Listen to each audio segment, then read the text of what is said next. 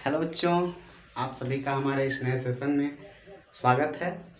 और आज हम क्लास 10th के केमिस्ट्री का चैप्टर नंबर 2 पढ़ने जा रहे हैं, जिसका पहला पार्ट आज हम पढ़ेंगे। पार्ट का नाम है अम्ल, क्षार एवं लवण। तो पहला पार्ट आप लोगों ने पढ़ लिया है, उसका टेस्ट भी मैंने आप लोगों को, जो भी बच्चे हमारे संपर्क के थे, सबको दिया है। अब हम इस नए लेक्चर में आज क्या क्या पढ़ने जा रहे हैं, उन सब का एक की पॉइंट आप देख सकते हैं। सबसे पहले हम जानेंगे वैद्युत वियोजन का सिद्धांत। आपने वियोजन अभिक्रिया अभी इसके पहले वाले चैप्टर में पढ़ी है, उसी आधार पे स्वांटे आर्हेनियस का वैद्युत वियोजन सिद्धांत पढ़ेंगे। फिर अम्ल पढ़ेंगे, अम्ल के प्रकार पढ़ेंगे। अम्ल किसे कहते हैं, अम्लों के प्रकार क्या हैं, क्षार किसे कहते हैं, क्षारक किसे कहते हैं, क्षार के प्रकार कितने हैं, अम्ल क्षार उदासीनीकरण क्या होती है। तो आज सिर्फ हम इतने चीज़ों पर चर्चा करेंगे। समझ लीजिए, इस चैप्टर का अभी हम भूमिका आज पढ़ने जा रहे हैं। इस चैप्टर के बारे में हम सिर्फ इतना जान रहे हैं कि इस चैप्टर में एक्चुअली हमको क्या क्या चीज़ें पढ़नी आएंगी। ठीक है, तो चलिए स्टार्ट करते हैं। सबसे पहले स्वांटे आर्हेनियस या आर्हेनियस का वैद्युत वियोजन सिद्धांत। वैद्युत वियोजन सिद्धांत क्या कहता है बच्चों? ये वैद्युत वियोजन सिद्धांत कहता है कि जब किसी भी पदार्थ को, ठीक है, किसी भी पदार्थ को जल में घोलते हैं, किसी पदार्थ को जल में घोलते हैं तो वह आयनों में टूट जाता है। लेकिन वह पदार्थ कैसा होना चाहिए? तो बच्चों, वह पदार्थ होना चाहिए वैद्युत अपघट्य। वैद्युत अपघट्य। कौन से पदार्थ वैद्युत अपघट्य होते हैं? जिनका वैद्युत अपघटन होता है, अर्थात जो जल में डालने पर, जल में घोलने पर अपने आयनों में टूट जाए। जैसे अगर HCl है, NaCl है, इसको आप जल में घोलेंगे तो NaCl Na+ और Cl- में टूट जाएगा, HCl H+ Cl- में टूट जाएगा। इस क्रिया को हम कहते हैं वैद्युत अपघटन। तो स्वांटे आर्हेनियस ने बताया कि जब किसी वैद्युत अपघट्य पदार्थ को जल में घोलते हैं तो अपने अवयवों या अवयवीय आयनों में टूट जाता है, यानी धनायन और ऋणायन में टूट जाता है। इस घटना को हम कहते हैं वैद्युत वियोजन या वैद्युत अपघटन। अभी जब टूटता है तो धनायन देता है और ऋणायन देता है। तो जब वह पदार्थ जो जल में टूटने के बाद हाइड्रोजन धनायन देता है, ये ऋणायन कौन सा है ये जरूरी नहीं, सबसे जरूरी क्या चीज है, हाइड्रोजन की बात करते हैं। अगर हाइड्रोजन धनायन देता है तो क्या कहलाएगा? तो अगर हाइड्रोजन धनायन देता है तो वो अम्ल कहलाएगा। अभी इसके बाद हम चर्चा करते हैं, तो मिटा देते हैं इसको। वैद्युत वियोजन किसे कहते हैं? वैद्युत वियोजन का सिद्धांत लिख सकते हैं।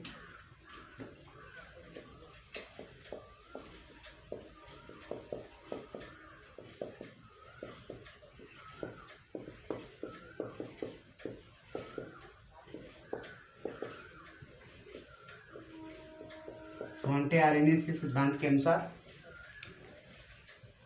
जब किसी वैद्युत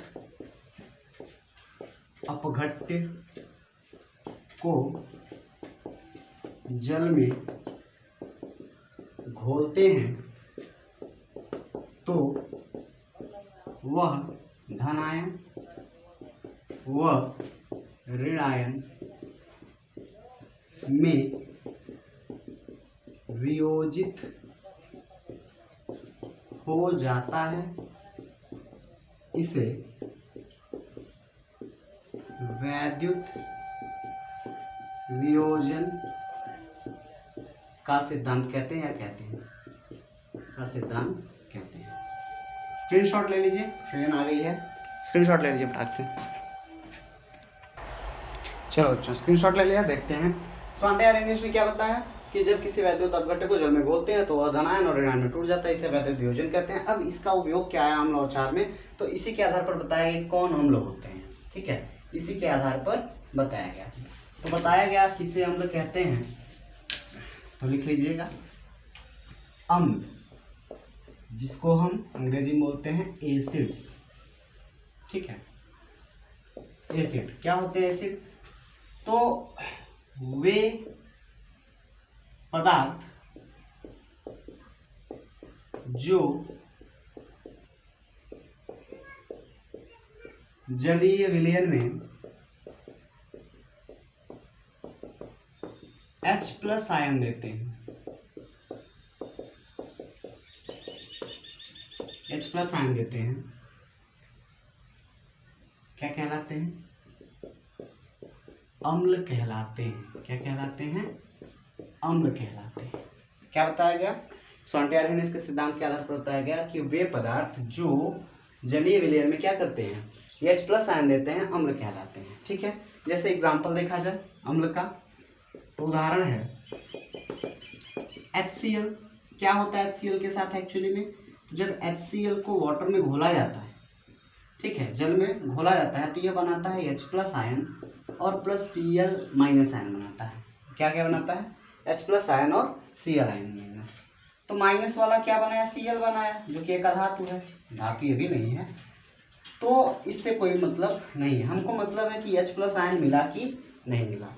अधिकता में देखते हैं कि मैक्सिमम H प्लस आयन प्राप्त होता है। तो जितना ज़्यादा अधिक धनायन प्राप्त होगा, H प्लस आयन प्राप्त होगा, अर्थात हाइड्रोजन धनायन प्राप्त होगा, वो उतना ही ज़्यादा प्रबल अम्ल कहलाएगा।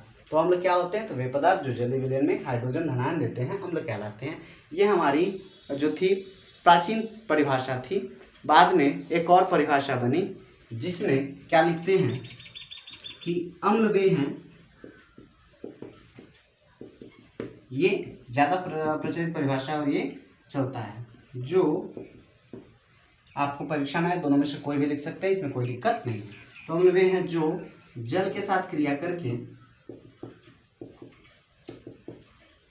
जल के साथ क्रिया करके हाइड्रोनियम आयन देते हैं। हाइड्रोनियम आयन क्या होता है बच्चों? तो H3O+ को हाइड्रोनियम आयन बोलते हैं। ये प्लस यहाँ ना लिखते हो, यहाँ लिख सकते हैं। हाइड्रोनियम आयन देते हैं, क्या बोलते हैं इसे? Hydronium ion.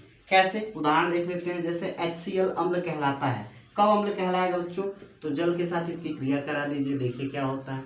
तो जल के साथ क्रिया करता है तो H2 और एक H, कितना हो गया? H3 हो गया, और एक ऑक्सीजन है तो O बना लिया। अब बात आई चार्जेस की। तो बच्चों ऑक्सीजन के पास जो होता है -2 होता है, हाइड्रोजन के पास +1 होता है, यहाँ ये +1 होता है, ठीक है, और ये -1 होता है। तो यहाँ से देखा जाए तो क्या होता है बच्चों? तो ये जो हाइड्रोजन है, ठीक है, H+ और ये H2, ये दोनों H3 बना लेते हैं, और ये O पे -2 है तो यहाँ O रह गया। अब अगर यहाँ -2 है तो ये प्लस प्लस प्लस कितने होंगे? +3।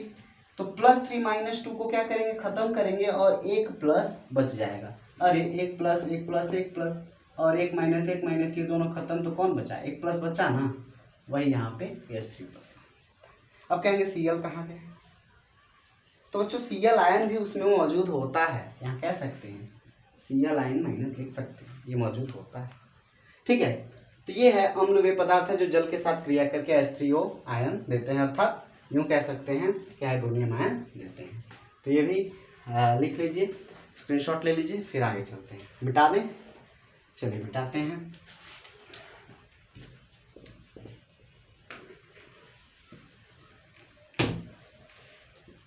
तो अभी तक हमने पढ़ा कि अम्ल क्या है, ठीक है, और स्वॉन्टे आर्हेनियस का वैद्युत वियोजन सिद्धांत क्या है। अब हम जानेंगे अम्लों के प्रकार। अम्ल के प्रकार। तो बच्चों अम्ल दो प्रकार के होते हैं, एक होता है प्रबल अम्ल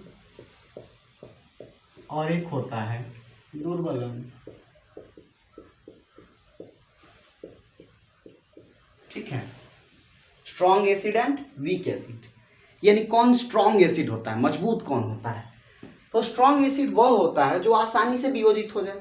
जितना आसानी से जल में वियोजित होगा, जितना ज़्यादा हाइड्रोजन धनायन देगा, वो उतना ही ज़्यादा प्रबल अम्ल कहलाएगा। जो जल में पूर्णतया वियोजित होकर H+ आयन देता है, ठीक है, वो क्या कहलाता है? प्रबल अम्ल। दुर्बल अम्ल कौन कहलाएगा? जो जल में आंशिक, आंशिक का मतलब क्या हुआ कि बहुत ही कम मात्रा में वियोजित होकर या घुलकर, वियोजित होकर H+ आयन देता है। अर्थात जो बहुत ही आंशिक रूप कम रूप से घुलता है और एक जो बहुत ज्यादा घुलता है। तो जो बहुत ज्यादा घुलता है उसे हम क्या बोलते हैं? प्रबल अम्ल। प्रबल अम्ल के उदाहरण कौन कौन से होंगे और दुर्बल अम्ल के कौन कौन से होंगे? तो बच्चों प्रबल अम्ल कौन सा है? तो प्रबल अम्ल है हमारा HCl, बहुत तेजी से घुलता है और ये हमको बहुत ज्यादा मात्रा में H+ आयन देता है। फिर हमारे पास है H2SO4 है, इसके बाद हमारे पास है HNO3 नाइट्रिक अम्ल। ये सारे अम्ल जो है, सल्फ्यूरिक अम्ल है या हाइड्रोक्लोरिक अम्ल है, तो ये सारे जो अम्ल हैं ये बहुत ज़्यादा H+ आयन देते हैं। दुर्बल अम्ल किसे कहते हैं? तो दुर्बल अम्ल वे अम्ल होते हैं जो बहुत ही आंशिक रूप से वियोजित होते हैं, जैसे CH3COOH, ठीक है, H2CO3, ठीक है, कार्बोनेट अम्ल कह सकते हैं। तो ये जो अम्ल हैं ये क्या करते हैं? बहुत ही कम मात्रा में वियोजित होते हैं। स्क्रीनशॉट ले लीजिए, इसका स्क्रीनशॉट ले लीजिए। तो बच्चों अभी तक हमने जाना कि अम्ल क्या होते हैं, अम्लों के प्रकार कौन से होते हैं, ठीक है। अब हम बात करेंगे क्षारों की। तो वे पदार्थ जो जलीय विलयन में OH- आयन देते हैं क्या कहलाते हैं? क्षार कहलाते हैं। मतलब जल में घुलने के बाद क्या बनाते हैं? हाइड्रोक्सिल आयन या हाइड्रोक्साइड आयन बनाते हैं, उसे हम क्या बोलते हैं? तो क्षार बोलते हैं। कैसे ये क्रिया होती है और कौन कौन से उदाहरण है इसके? तो देखिए NaOH है, KOH है, ये दोनों पदार्थ क्या करते हैं जलीय विलयन में? देखिए NaOH का जब हम जल से क्रिया कराते हैं, ठीक है, चाहे जल में घोलते हैं, तो जल में घुलने के बाद ये क्या करता है? Na धनायन बना लेता है और OH क्या बना लेता है? ऋणायन बना लेता है, अर्थात हाइड्रोक्साइड आयन बनाता है। ऐसे ही KOH भी है, ये भी वही काम करता है। तो वे पदार्थ जो जलीय विलयन में OH ऋणायन देते हैं क्षार कहलाते हैं, ठीक है। अब क्षार के बाद एक चीज और आता है जो इसी से सिमिलर है, लगभग लगभग गुणधर्म भी वही होता है, जिसे हम कहते हैं क्षारक। क्या बोलते हैं? क्षारक।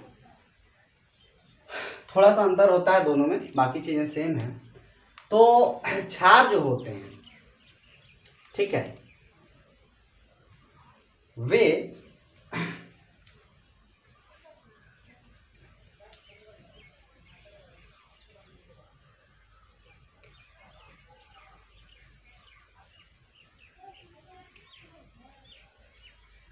क्षार जो होते हैं वे जल में घुलनशील भी हो सकते हैं, ठीक है, और क्षार जो होते हैं वो जल में अघुलनशील भी हो सकते हैं। इसी आधार पे दो भागों में बांट दिया गया, एक को क्षार ही कहा गया, एक को बना दिया गया क्षारक।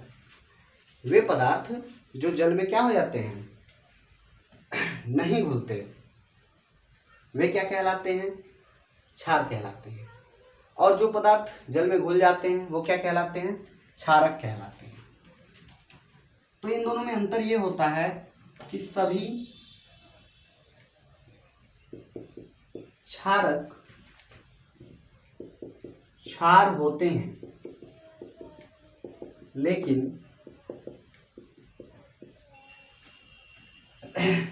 सभी क्षार क्षारक नहीं होते। कौन सा इसका उदाहरण है? तो क्षारक वह है जो जल में क्या रहता है? जो जल में घुलनशील है, वो सब।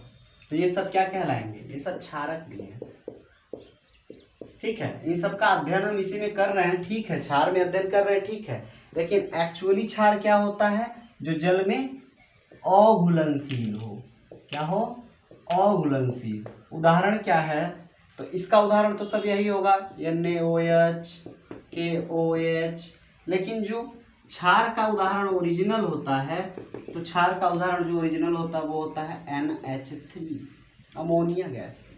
यह एक प्रकार के क्षार है, लेकिन बच्चों जब जल में घुलेगी ना तो OH ऋणायन, देख लीजिए रिएक्शन देख लीजिए, H2O के साथ क्रिया करा दीजिए। H2O के साथ क्रिया कराएंगे तो ये बना लेगा NH4 पे प्लस और प्लस OH पे माइनस बना लेगा। देख लीजिए रिएक्शन बैलेंस है, ठीक है। तो ये बना लेगा, देखिए OH ऋणायन बना लिया ना, तो ये भी एक क्षार ही है। लेकिन प्रॉब्लम क्या है, प्रॉब्लम ये है कि यह जो है क्षार वो जल में घुलनशील नहीं होता, ये परोक्ष विधि से, अप्रत्यक्ष विधियों से इसको बनाया जाता है। लेकिन ये जल में आसानी से घुलनशील होते हैं क्षारक, और बड़े आसानी से धनायन और ऋणायन बना लेते हैं। ठीक है बच्चों, तो ये इसकी रिएक्शन हो गई। तो बात समझ आई, सभी क्षारक क्षार होते हैं, अर्थात ये सब के सब क्षारीय गुण रखेंगे, OH ऋणायन बनाएंगे, लेकिन सभी क्षार क्षारक नहीं होते। एक और उदाहरण से हम समझ सकते हैं, जो क्षार होते हैं ना, क्षारों में सीधे सीधे OH ऋणायन कहीं नहीं जुड़ा होगा, सीधे सीधे OH कहीं जुड़ा ही नहीं होगा। और जो आपके क्षारक जो होते हैं उनमें हर जगह आप लोगों को क्या दिख जाएगा, जो क्षारक होते हैं उनमें सब जगह आप लोगों को OH मिल जाएगा। देखिए OH मिल जाएगा, ठीक है। तो क्षारकों में सीधे सीधे OH जुड़ा होता है, और क्षारों में OH कहीं दिखाई नहीं देता, जल में घुलने के बाद OH ऋणायन देता है। दूसरे शब्दों में अंतर ही आपको एक लाइन का मैंने लिखवा दिया है, किताब में भी ये दिया हुआ है, नोट कर सकते हैं। स्क्रीनशॉट ले लीजिए इसका, तब आगे की बात करें। ले लिया, चलिए मिटाते हैं।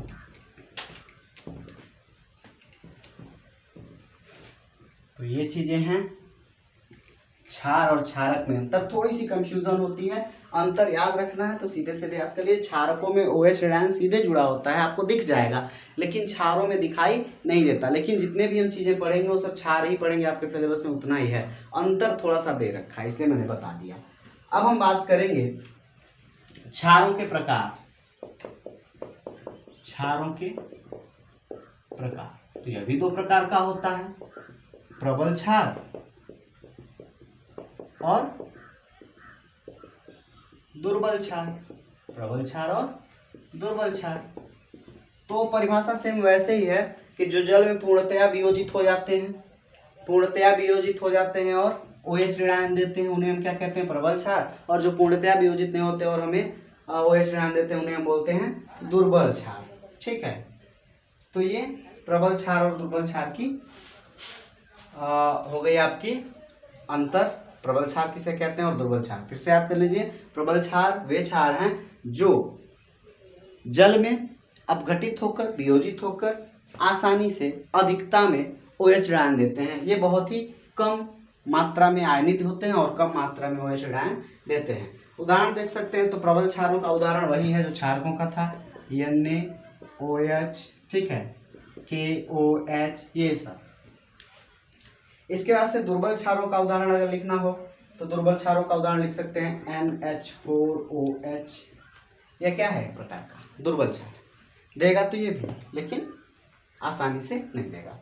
तो ये अंतर लिख लीजिए दोनों में, क्षारों के प्रकार लिख लीजिए। हो गया, मिटा दें। चलिए आज आखिरी टॉपिक की बात करने जा रहे हैं हम, जिसका नाम है अम्ल क्षार उदासीनीकरण। अम्ल क्षार उदासीनीकरण, जिसे हम न्यूट्रलाइजेशन कहते हैं। ठीक है, तो अम्ल क्षार उदासीनीकरण क्या होता है, तो जब अम्ल और क्षार, प्रबल अम्ल और प्रबल क्षार या दुर्बल अम्ल और दुर्बल क्षार आपस में क्रिया करते हैं, ठीक है, तो जल का निर्माण करते हैं। अम्ल व क्षार परस्पर क्रिया करके जल व लवण, या यूं लिख लें, क्रिस्टलीय ठोस का निर्माण करते हैं। यह अभिक्रिया उदासीनीकरण कहलाती है।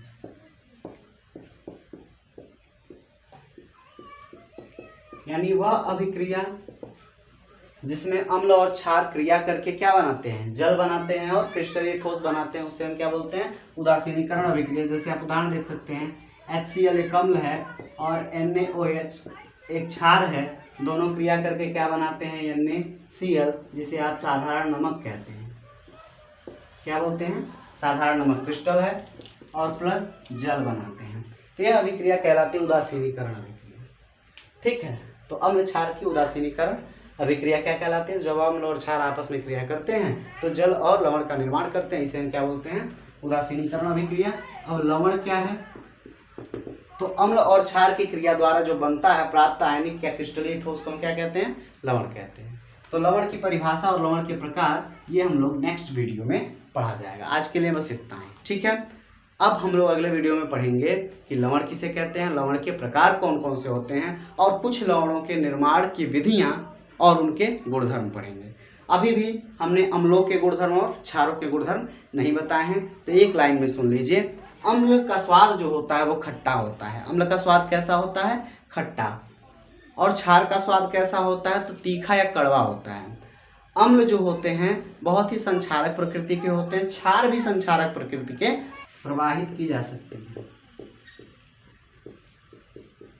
प्रवाहित की जा सकती है। ठीक है, तीसरा लिख लीजिए कि अम्ल जो होते हैं क्षारों के साथ क्रिया करके लवण बनाते हैं।